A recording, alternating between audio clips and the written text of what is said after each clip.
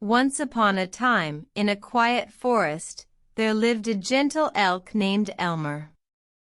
Elmer was known for his large, antlered head and kind heart. One night, Elmer felt a little lonely, so he decided to share his home with the forest animals.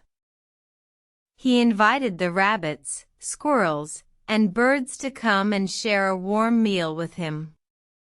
The animals were delighted and quickly accepted Elmer's invitation. As the night grew darker, Elmer led the way through the forest, lighting the path with his glowing antlers. The animals followed along, their eyes wide with wonder.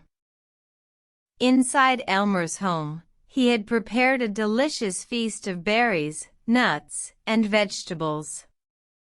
The animals enjoyed the food, chattering and laughing as they ate. After dinner, Elmer told an enchanting story about the stars, explaining how they were actually the spirits of old animals watching over the forest.